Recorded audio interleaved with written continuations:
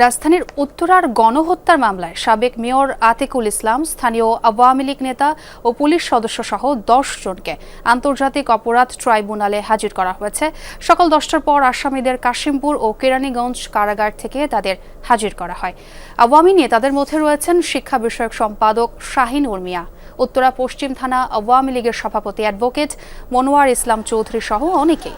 আর পুলিশের মধ্যে রয়েছেন OC Mushikur Rahman, constable Hossain Ali, AC Jabed Iqbal এবং ওমর আলী। এর আগে বিভিন্ন সময়ে ওই মামলায় সাবেক মেয়র আতিকুল ইসলাম সহ 10 জনকে গ্রেফতার দেখিয়ে কারাগারে পাঠানোর নির্দেশ দিয়েছিলেন ট্রাইব্যুনাল। প্রসিকিউশন জানায় আতিকুলের বিরুদ্ধে বিভিন্ন থানায় 6টি মামলা রয়েছে। জুলাই-আগস্টে গণহত্যার ঘটনায় সাক্ষীরা জবানবন্দিতে এই আসামিদের নাম বলেছে। সে সময় উত্তরায় 200 মানুষকে হত্যা করা হয়। এর দায়ে আতিকুল এড়াতে পারেন না বলে আদালতকে জানায় প্রসিকিউশন।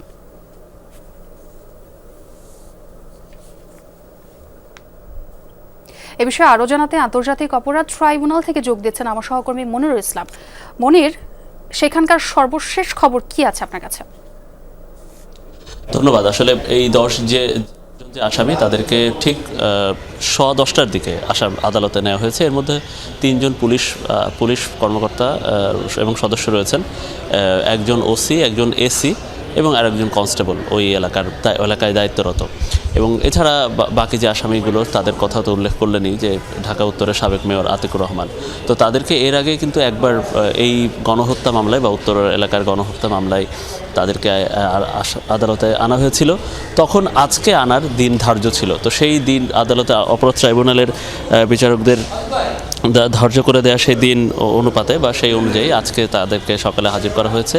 তো এখন যে প্রক্রিয়াটি, আদালতের প্রক্রিয়াটি যেটা চলে, যে সাম্প্রতিক বা এই গত কয়েকদিনের মধ্যে যে আসামিদেরকে যেগুলো আনা হচ্ছে এবং প্রত্যেকটা ঘটনা ধরে ধরে, প্রত্যেকটা মামলা ধরে ধরে যে আসামিদেরকে আনা হচ্ছে, আদালতের পক্ষ থেকে প্রত্যেকটি মামলাতে একটি দিন ধার্য করে দেওয়া হচ্ছে, 2 মাস বা 3 মাস, কখনো 2.5 মাস বা তারও কম সময়ে, যে ওই মামলাগুলোতে তদন্ত প্রতিবেদন দেওয়ার নির্দেশ দেওয়া হয় এবং আসামিদেরকে কারাগারে পাঠানোর নির্দেশ দেওয়া হয়। তো আজকে দেখা যাক যে উত্তরা এলাকার যে গণহত্যা মামলা, সেই গণহত্যা মামলায় আদালত কি বলেন বা এই আসামিদের সম্পর্কে আদালত কি বলেন।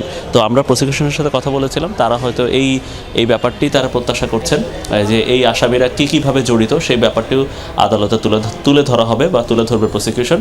পরবর্তী আদালত আজকে নির্দেশনা দিবেন। ধন্যবাদ মনির।